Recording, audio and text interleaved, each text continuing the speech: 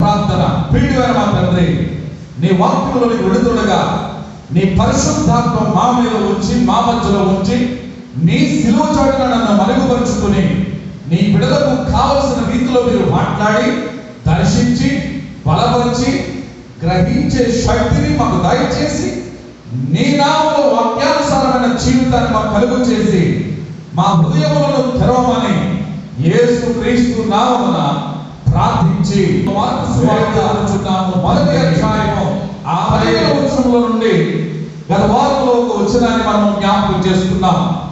అక్కడ వాక్యములో మనం చూస్తే గనక మారు మనస్సు పొందండి, సువార్తను నమ్మి మారు మనస్సు పొందండి అని అక్కడ ఒక మాట మనకు కనబడుతూ ఉంది.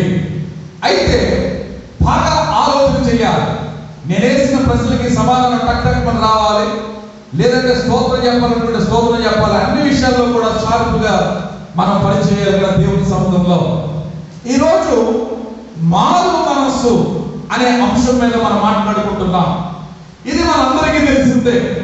అయినప్పటికీ పరిశుద్ధాత్మ దేవుడు మాట్లాడిస్తున్న విధానం బట్టి ఆ మాటను మనము కారణానికి సరిపోము. ఎందుకంటే ప్రభు ఆత్మ ఎప్పుడు ఎలా ప్రేరేపిస్తే అలా మనం వెళ్ళిపోతే కనుక దేవుని యొక్క సముఖంలో అది మనకి ఆశీర్వాదకరము అని మనము భావించాలి.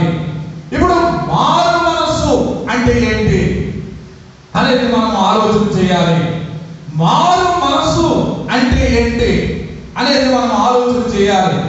మారు మనస్సు అంటే ఉన్న మనస్సు కాకుండా మరొక మనస్సునే మారు మనస్సు అని మనము అంటాము.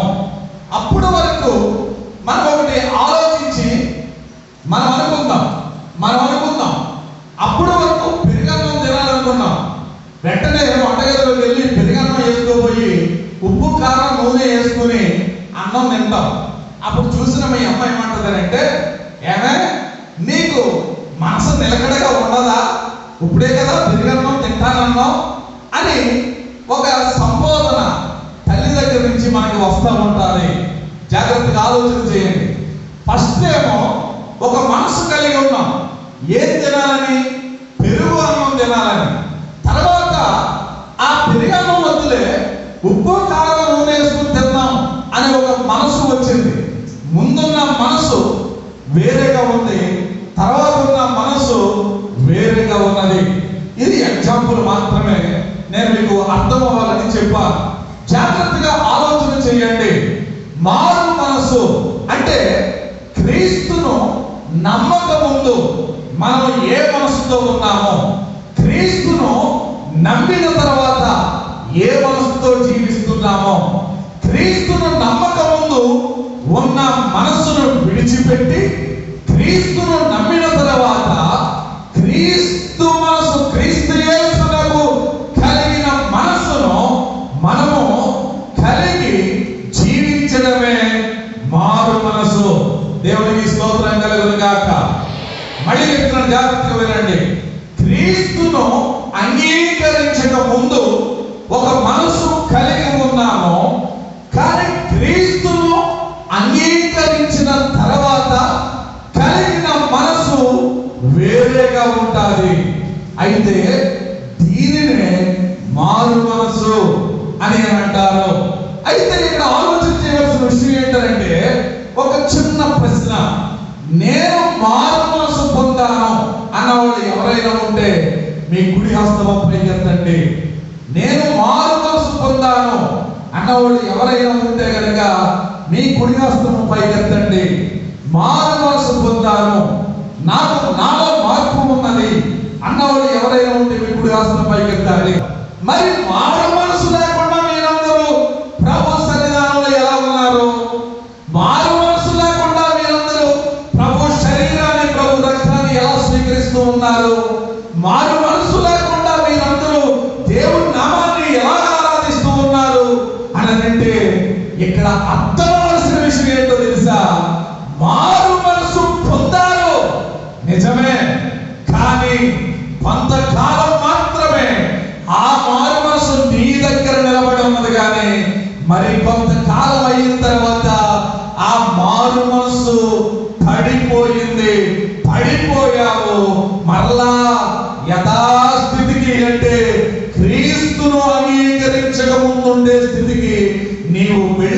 అయిపోయావు, అందుకనే నీవు ఖచ్చితంగా చెయ్యి పైకి ఎత్తలేకపోయావు. అర్థమైందండి? మారు మనస్సు. ఎంతమందికి ఉందంటే 10 మంది చేతులు పైకెత్తారు, మిగిలిన 150 మంది చేతులు పైకెత్తలేకపోయారంటే పొందావు సరే, కానీ క్రీస్తును అంగీకరించిన మనస్సు నీలో ఏం లేదంటే లేకపోయింది. మరి ఇప్పుడు పరలోక రాజ్యానికి వెళ్ళాలి అని అంటే ఏది అవసరం? మారు మనస్సు అనేది అవసరం. మరి ఆ రాజ్యానికి వెళ్ళాలని నువ్వు ఆశపడుతున్నావు కదా. ఎవరికైనా నరకంలో పడిపోవడం ఇష్టమా? ఎవరైనా నష్టంలో పడిపోవడం ఇష్టమా? దేవుని ఉగ్రతకు పాత్రులవడం ఎవరికైనా ఇష్టమా? ఎవరికీ ఇష్టం లేదు. కానీ అందరికీ పరలోక రాజ్యం కావాలి, అందరికీ ఆశీర్వాదం కావాలి, అందరికీ సంతోషం కావాలి. మరి కావాలి అని అంటే మనం ఏం పొందాలి అని అంటే పరలోకానికి వెళ్ళాలి. పరలోకం వెళ్ళాలని అంటే మనం ఏం చేయాలంటే మారు మనసు పొందాలి. ఏం పొందాలి? గట్టిగా చెప్పాలి. నీకు అర్థమవుతా నువ్వు మారు మనసు పొందావా లేదా అని. నీ మనసుకు తెలుసు నువ్వు మారు మనసు పొందావా లేదా అనేది. నీ హృదయానికి తెలుసు, నీ ఆలోచనకి తెలుసు నువ్వేం చేస్తున్నావు అనేది. అంత తెలియకుండా అజ్ఞానంగా మనం ఏమి లేవు కదా. నీకు తెలుసు, సమస్తము తెలుసు. మారు మనసు అనేది నీ జీవితంలో నిలబడి ఉన్నదా లేదా అనేది నీకు తెలుసు. ఈరోజు మనం ఆలోచన చేద్దాం. బ్రతుకులో ఎప్పుడు పోయి వారం చెప్పాను, తిన్నామా, తెల్లారిందా, పడుకున్నామా, పనికి వెళ్ళామా, వచ్చామా, బ్రతుకు గడిచిపోతుందా అని ఆలోచించడమే కాదు క్రైస్తవ జీవితం. దినచర్యతో పాటు క్రీస్తుకు ఎంత దగ్గర అవుతున్నావు, పరలోకానికి ఎంత దగ్గర అవుతున్నావు అనేదే క్రైస్తవుడి యొక్క జీవితము. మారు మనస్సు అంటే ఏంటి అనేది మీకు బాగా అర్థమయ్యే రీతిలో దేవుని వాక్యం మనకు బోధిస్తూ ఉంది.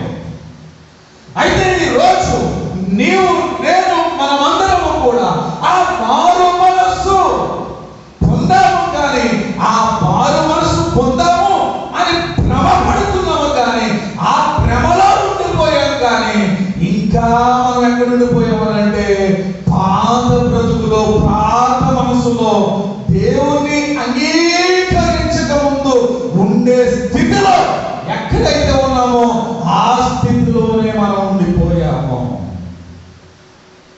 మరి ఆ స్థితిలో ఉండిపోతే మారు మనసు ఎలాగవుతుంది? ఆ బ్రతికే ఇంకా బ్రతుకుతూ ఉంటే అది మారు మనసు ఎలాగవుతుంది?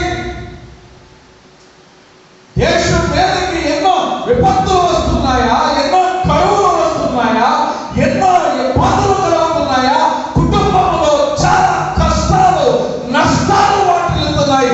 అయినా కానీ మన బ్రతుకును మార్చుకోకపోతే, మన మనస్సు మారకపోతే ఇంకా ఎలాగ చెప్పండి? అంటే ఈరోజు మనం ఆలోచించవలసింది ఏంటంటే, ఫస్ట్ ఆఫ్ ఆల్ మన హృదయాల్లో ఏముందో చెప్పనా? కఠినమైన మనస్సు మనలో ఉంది.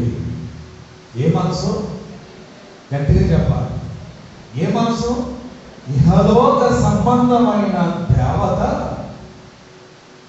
అవిశ్వాసులైన వారి యొక్క మనోనేత్రములకు గుడ్డితనమును కలుగ చేసింది.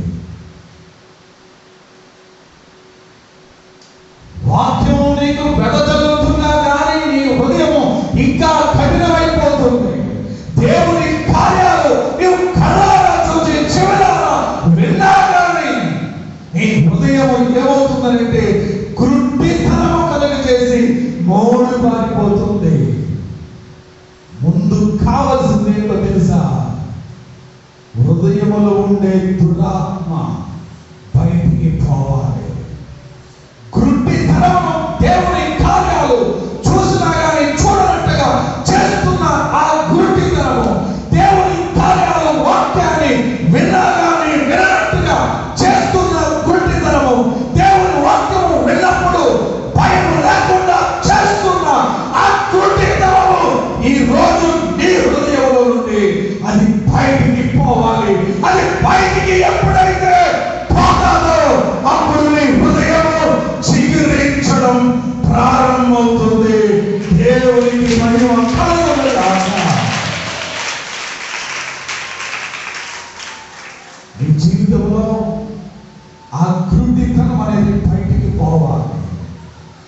అప్పుడే నిజమైన మారు మనసు నీలో కలుగుతుంది. మారు మనసు అని అంటే ఏం చేయాలి అని అంటే మాట మారాలి, ప్రవర్తన మారాలి, చూపులు మారాలి, నడవడిక మారాలి, నీ ఆలోచన మారాలి, నీ విధానమే మారిపోవాలి. అదే నిజమైన మారు మనసు. ఆ విధానం అంతా కూడా ఎవరి కోసం జీవించాలి అంటే నీ రక్షణ కోసం యేసులో బ్రతకాలి. అప్పుడే నిజమైన మారు మనసు. మారు మనసు పొందడానికి ఎంతమందికి ఇష్టముగా ఉన్నది? నా మాట అర్థం అవ్వలేదా? నేను మారు మనసు పొందుతానండి, నాకు ఇష్టమే, ఆ పరలోకం నాకు కావాలి అన్నవాళ్ళు ఎంతమంది ఉన్నారు? నేను మారు మనసు పొందుతాను, నాకు ఇష్టమే అన్నవాడు ఎంతమంది ఉంటే మీ చేతి పైకెత్తండి. యేసయ్య ఈరోజు నీ చేతులు అలాగే నిలబడు, నీ చేతులు అలాగే ఎత్తుంచు, నీ చేతులు అలాగే పైకి ఎత్తుంచు. యేసయ్య ఈరోజు నీ హస్తం చూస్తూ ఉన్నాడు.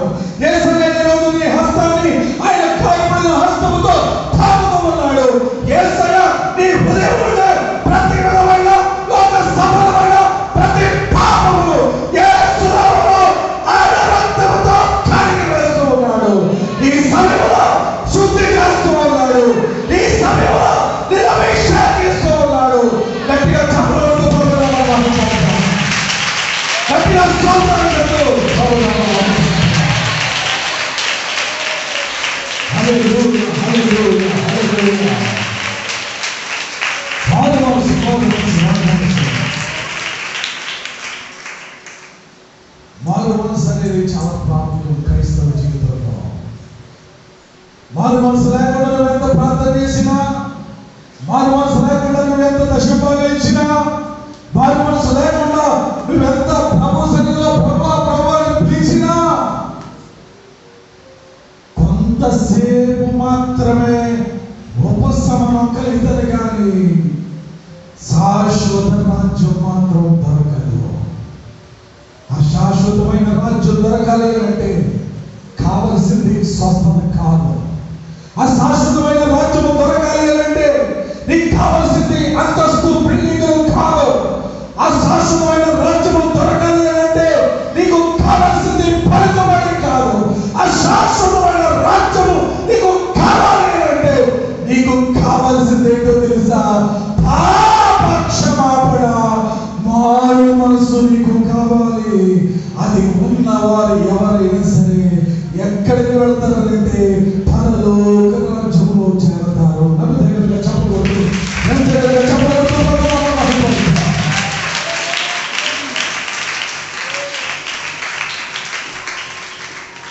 రైట్. మారు మనసు పొందకపోతే మనకేం జరుగుతుంది? కొన్ని విషయాలు మనం ఆలోచన చేద్దాం. మారు మనసు పొందకపోతే మనకేం జరుగుతుంది? ప్రకటన గ్రంథం 2వ అధ్యాయము, ప్రకటన గ్రంథం 2వ అధ్యాయము పెద్దమని ఎఫెసు సంఘంతో చెప్తున్నాడు. 5వ వచనం, ప్రకటన గ్రంథము 2వ అధ్యాయము 5వ వచనం. నీవు ఏ స్థితిలో నుండి పడితివో అది జ్ఞాపకము చేసుకుని మారు మనసు పొంది ఆ మొదటి క్రియలను చేయము. బాగా వినండి. మారు మనసు పొంది ఆ మొదటి క్రియలను చేయము. అట్లు చేసి నీవు మారు మనసు పొందితే సరి. బాగా విను. అట్లు చేసి నీవు మారు మనసు పొందితే సరి. నీవు మారు మనసు పొందితే సరి. లేని యెడల నేను నీ దగ్గరకు వచ్చి నీ దీప స్తంభమును దాని చోటు నుండి తీసివేతును. జాగ్రత్తగా వినండి. మారు మనసు పొందితేనే సరి. మారు మనసు పొందితేనే సరి. లేని యెడల నేను నీ దగ్గరికి వచ్చి నీ దీప స్తంభమును దాని చోటు నుండి తీసివేస్తాను అని చెప్తూ ఉన్నాడు. ఇక్కడ ఎఫెసీ సంఘంతో చెప్తున్న మాట ఏమని మారు మనసు పొందు. మొదట నీకున్న క్రియలు ఇప్పుడు లేవు. నీవు ఏ స్థితిలో పడిపోయావో ఆ స్థితిని నువ్వు జ్ఞాపకం చేసుకో. ప్రార్థనలో పడిపోయావా? భక్తిలో పడిపోయావా? నీతిని అనుసరించడంలో పడిపోయావా? వాక్యం చదువులో పడిపోయావా? వాక్యం రాయడంలో పడిపోయావా? లేదంటే దేవుడికి ఇచ్చుటలో పడిపోయావా? ఆ మొదటి స్థితిని నీవు జ్ఞాపకం చేసుకో. మారు మనసు పొందు. నీ మనసును మార్చుకో. నువ్వు మారు మనసు పొందుతావా? పొందు. సరే, ఒకవేళ పొందకపోతే కనుక నీ దగ్గరకు నేను వచ్చి దీపస్తంభమును దాని చోటు నుండి తీసివేస్తాను. దీపం లేకపోతే ఇంట్లో నువ్వు మసలగలుగుతావా? వెలుగు లేకపోతే నువ్వు ఇంటిలో మసలగలుగుతావా? దీపస్తంభము నరుని ఆయువు యెహోవా పెట్టిన, గట్టిగా చెప్పాలి, నరుని ఆయువు యెహోవా పెట్టిన దీపము. ఈ దీపమును వెలిగించేవాడు ఎవరు? గట్టిగా చెప్పు. ఈ దీపమును వెలిగించేవాడు ఎవరు? ఈ దీపాన్ని పెట్టింది ఎవరు?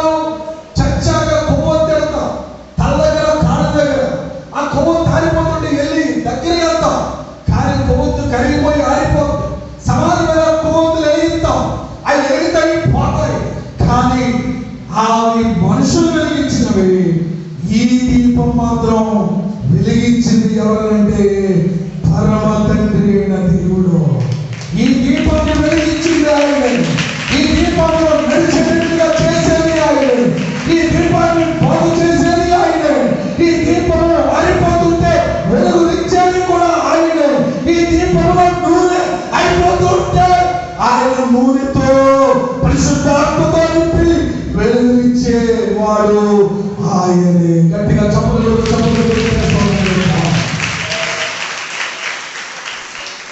మారు మనసు పొందితే సరే, లేని ఎడల నేను నీ దగ్గరకు వచ్చి దీపస్తంభమును దాని చోటు నుండి ఏం చేస్తానంటున్నాడు? తెల్లని పొద్దులు వేసిన చెత్తనిచ్చేస్తానంటాం. రాత్రి మంచం నుంచి వెళ్ళిపోతాం పైకి.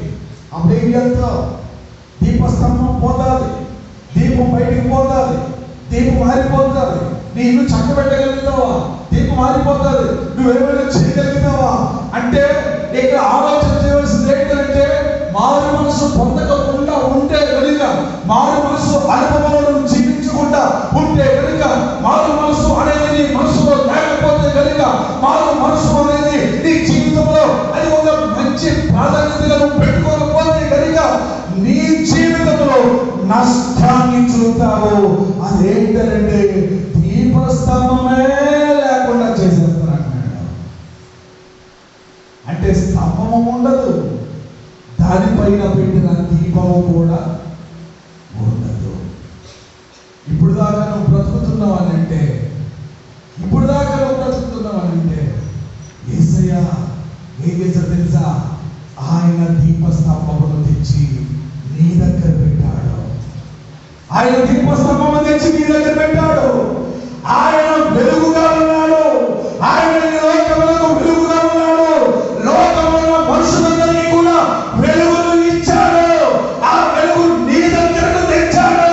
ఆ వెలుగు నీ దగ్గర ఉన్నంత సేపు కూడా లోకము నిన్నేమి చేయదు, పాపము నిన్నేమి చేయదు, అంతేకాకుండా దుష్టక్రియలు నిన్నేమి చేయవు.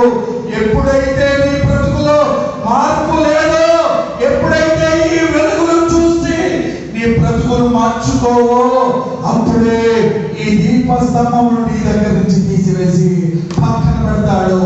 ఇక నీ బ్రతుకు చీకటమయము, ఇక నీ బ్రతుకు శాపము, ఇక నీ బ్రతుకు దరిద్రత, ఇక నీ బ్రతుకు ఎందుకు బ్రతుకుతున్నావో అర్థం కాని పరిస్థితి. మరి ఈరోజు నీ దీపస్తంభం నీ దగ్గర ఉన్నదా? యేసుని దీపము నీ దగ్గర ఉన్నదా? క్రీస్తు అనే దీపము చేత నువ్వు వెలిగించబడుతున్నావా? పరిశుద్ధాత్మ దేవుడు మనతో మాట్లాడుతూ ఉన్నాడు.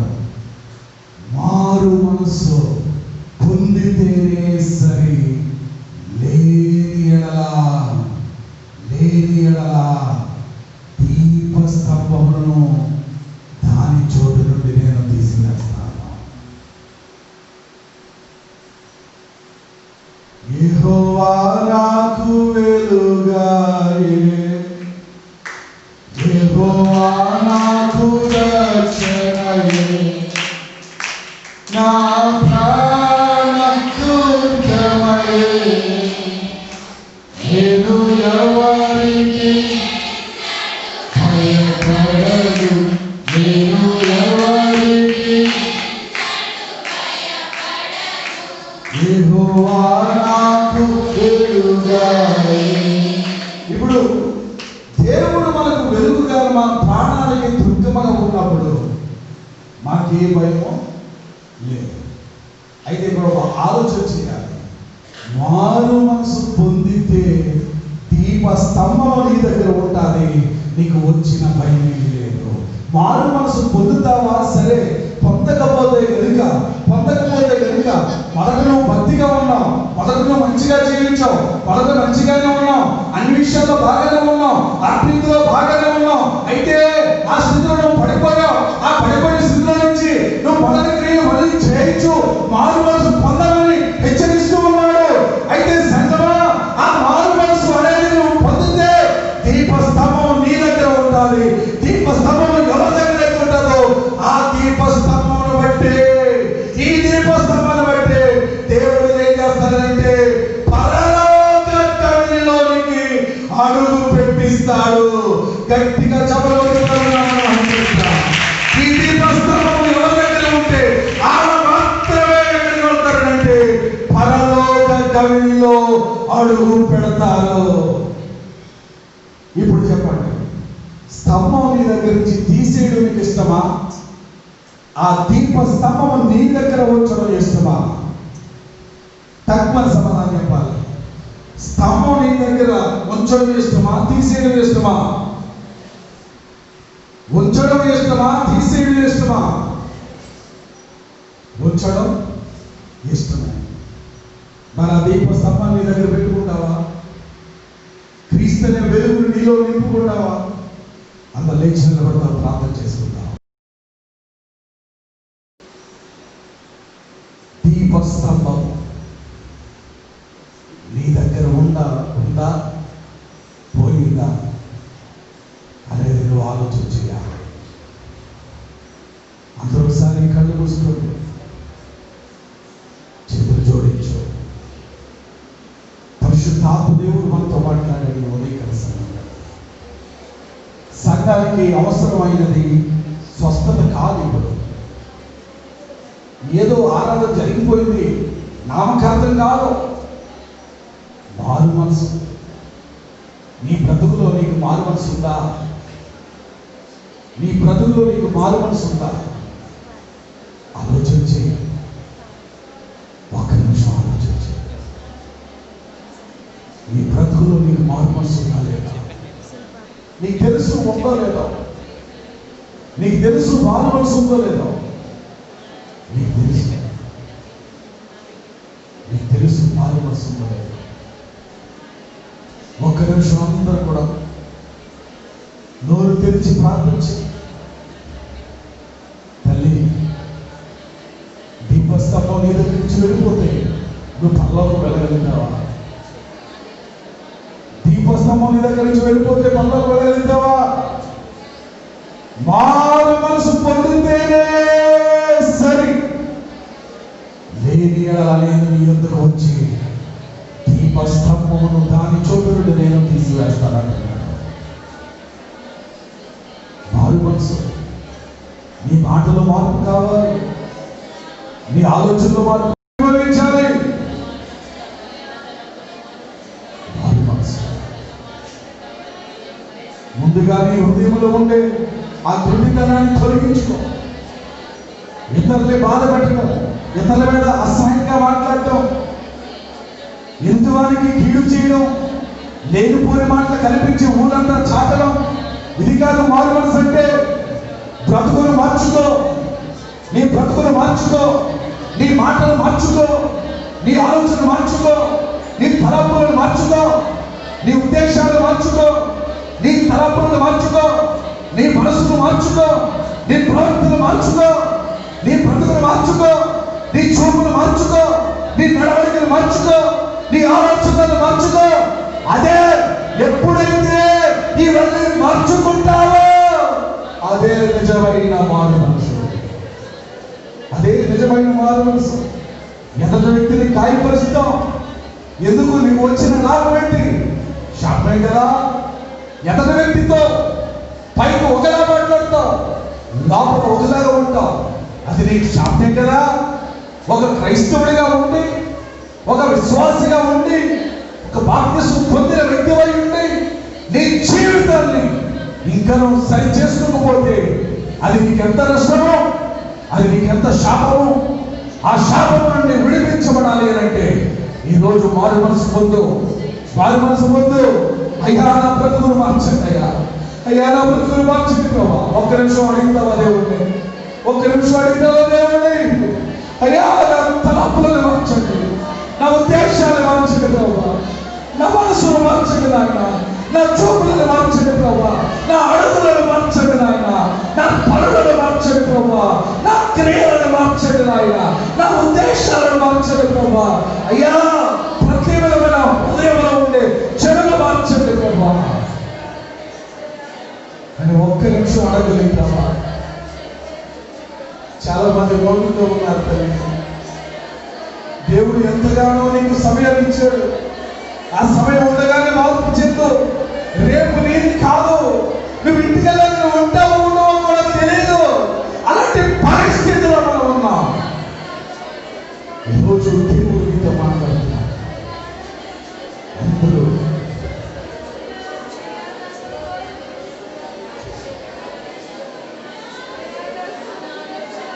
ఎన్నాళ్ళు నీవు జీవించినా గాని ఏముంది లోకంలో, ఇన్నాళ్ళు నీవు చేసిన క్రియలన్నిటికీ తీర్పుంది భయలోకంలో. తీర్పు దినమునందున ఆయన రాకడ ముందు నిలిచే ధైర్యం నీకుందా? తీర్పు దినమునందున ఆయన ముందర నిలిచే ధైర్యం నీకుందా? నిలిచే ధైర్యం నీకుందా? మార్పు చెందవా? నీవు మార్పు చెందవా? మార్చుకోవా? అనుకూల సమయం ఇది మారు మనసును పొందవా? యవనస్తులారా, మీ తల్లిదండ్రులు ఎన్నిసార్లు బాధిస్తూ ఉన్నాం, బాధపెడుతూ ఉన్నాం. కోడళ్ళారా, మీ అత్త మామలను ఎన్నిసార్లు మీరు బాధపెడుతున్నారు. ఇదిగో పిల్లలారా, ఎన్నిసార్లు మీ తల్లి తండ్రి మాటకు విధేయులు అవుతున్నారు, అవిధేయులు అవుతున్నారు, లేదంటే వారికి లోపడతలేదు. ఇదిగో మారు మనసు అంటే అది కాదు. మారు మనసు అంటే అది కాదు. వారికి లోపడమే మారు మనసు. నీ సేవకుడి మీద ఎన్నిసార్లు నువ్వు తిరుగుబాటు చేశావు సంగమా? నీ సేవకుడి కోసం ఎన్ని తప్పుడు పూజలు పూసావు సంగమా? ఒక్కసారి ప్రభు నీతో మాట్లాడుతున్నాడు. మారు మనసు అంటే ఇదేనా? కాదే, కాదే. అందరినీ బాధపెట్టి నువ్వు ఎంతకాలం జీవిస్తావు? నువ్వు పొందుకున్న ఆశీర్వాదం ఏమైనా ఉందా? దేవుడిని ఎన్నిసార్లు దేవుడి మీద తిరుగుబాటు చేస్తావు? దేవుడిని ఎన్నిసార్లు నువ్వు తిట్టుకున్నావు? ఆరాధనని ఎన్నిసార్లు తిట్టుకున్నావు? సంఘాన్ని ఎన్నిసార్లు తిట్టుకున్నావు? ఇదా మారు మనసు అంటే? లేదే. ఇలాంటి మారు మనసు నీకుందా? వద్దు. ప్రతి విధమైన వాటన్నిటినీ కూడా, లోక సంబంధమైన వాటన్నిటిని నిన్ను నష్టపరిచేది, నిన్ను ఆయాసపరిచేది, నీ మీదకి శాపం తెచ్చేది క్రియ, నీ మీదకి శాపం తెచ్చే క్రియ, అది ఏదైనా ఉంటే దాన్ని విడిచిపెట్టు, దాన్ని విడిచిపెట్టు, దాన్ని విడిచిపెట్టు, దాన్ని విడిచిపెట్టు, దాన్ని విడిచిపెట్టు. యేసు రక్తము మన మీదకి ప్రోక్షించబడుతుంది. ఈ సమయంలో యేసు రక్తము నీ మీదకి చల్లబడుతుంది. అందరూ రెండు చేతులు పైకి చూపిస్తూ ఆయన మహిమ మేఘము ఇప్పుడే మన మధ్యలోకి దిగి వచ్చి ఉన్నది. ఇదిగో ప్రభు నీతో మాట్లాడుతూ ఉన్నాడు, ప్రభు నిన్ను తాకుతూ ఉన్నాడు, నీ హస్తాన్ని తాకుతూ ఉన్నాడు, నిన్ను బలపరుస్తూ ఉన్నాడు, నిన్ను మారుస్తూ ఉన్నాడు, ఒక మాదిరికరమైన విశ్వాసిగా నిన్ను పెడుతూ ఉన్నాడు. గట్టిగా గట్టిగా యేసు రక్తం, యేసు రక్తం, యేసు రక్తం, యేసు రక్తం, యేసు రక్తం, యేసు రక్తం, చప్పట్లు చప్పట్లు, యేసు రక్తం.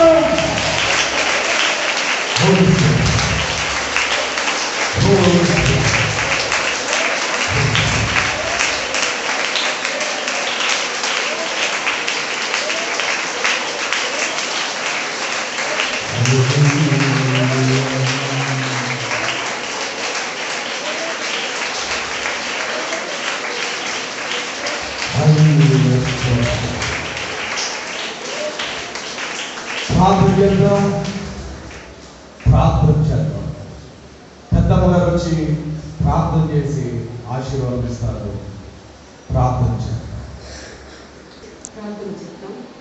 మహోన్నత మహిమస్వరూపి జానగిరి మా దైవమైన సంపద ఈ పరిశుద్ధమైనటువంటి గొప్ప నామమున పొందుతున్నాను దేవా. పరలోక రాజ్యములో చేరాలంటే తల్లి మారు మనసు పొంది నైనా ఈ రాజ్యం కొరకు ఎదురు చూడడానికి వాక్యం వరకు మాతో మాట్లాడారు. క్రీస్తు యేసునందు కలిగిన ఈ మనసు నీరులో కలిగి ఉంది అని నీ వాక్యం ద్వారా మాతో హెచ్చరిక చేస్తున్నావు దేవా. మేము నీ వారమై ఉన్నాం కనుక నీవు కలిగినటువంటి నేను మంచి లక్షణాలను, మంచి గుణాలను మేము కలిగి ఉండాలని నీ కోరిక ఉన్నది. అప్పుడే మేము ఈ రాజ్యంలో ప్రవేశిస్తామని నీ వాక్యంలో మేము చూస్తూ ఉన్నాం. యేసయ్యా నీకు వందనాలు చెల్లించుకుంటున్నాం. కూడి వచ్చినటువంటి నీ బిడ్డలందరినీ మీరు దీవించండి. విన్నటువంటి వాక్యం ప్రతి ఒక్క హృదయంలో అది నైనా భద్రపరచబడడానికి సహాయం చేయండి. 30 60 100 ఆత్మీయంగా బిడ్డలు నైనా దీవించబడాలన్న సహాయం దయచేయండి. యేసయ్యా నీకు వందనాలు చెల్లించుకుంటున్నాం. వచ్చినటువంటి ప్రతి కుమార్తెల కుమారులను మీరు దీవించి ఆశీర్వదించండి. ఎవరైనటువంటి ఆశలతో అవసరతలతో మీ మందిరానికి వచ్చారో నాయన వారి యొక్క ప్రతి ఆశలు అవసరతలు మీ నామములో తీర్చండి దేవా. బలహీనలో ఉన్న ప్రతి ఒక్కరిని ముట్టి స్వస్థపరచండి. సంపూర్ణమైన ఆరోగ్యాలు చేత నింపండి దేవా. ఈ మందిరానికి వచ్చి తిరిగి వెళ్ళుచుంటుండగా ఈ యొక్క నా తల్లి హస్తాలతో ప్రతి బిడ్డను మీరు దీవించి ఆశీర్వదించి పంపించండి తండ్రి. మీకు స్తోత్రాలు నైనా నీ వందనాలు చెల్లించుకుంటాను. నీ రాకడ దినాలు బహు సమీపంగా ఉన్నాయి. నీ రాకడ కొరకే మమ్మల్ని మేము సిద్ధం చేస్తున్నలాగా నా సహాయం దయచేయండి తండ్రి. నీ వందనాలు. అన్ని విషయాలని మీ కాపుదలిచి నడిపించండి. మహిమ ఘనత ప్రభావాలు మీరే పొందమని ఈ ప్రార్థనకు గొప్ప దీవెన నిమ్మని యేసయ్య నామమున ప్రార్థించి వినయముతో వేడుకొనుచున్నాము మా పరమ తండ్రి. ఆమేన్. మన పరమ తండ్రి అయిన దేవుని ప్రేమయు ప్రభువైన యేసుక్రీస్తు వారి కృపయు పరిశుద్ధాత్మక నిత్య సహాయ సహవాసం ఇక్కడ ఉన్నటువంటి మనకును మన యొక్క సంఘ బిడ్డలందరికీ అలాగే ఈ గ్రామ నివాసులకు మన వల్ల ప్రార్థిస్తున్న తన ప్రియ పిల్లలందరికీ దేవుని యొక్క కృప సమాధానములు ఇప్పుడు ఎల్లప్పుడూ సదాకాలము తోడై ఉండును గాక. ఆమేన్. యేసు రక్తమే జయం, ప్రభు యేసు రక్తమే జయం, ప్రభు యేసు నామమున సంపూర్ణ విజయం కలుగును గాక. ఆమేన్.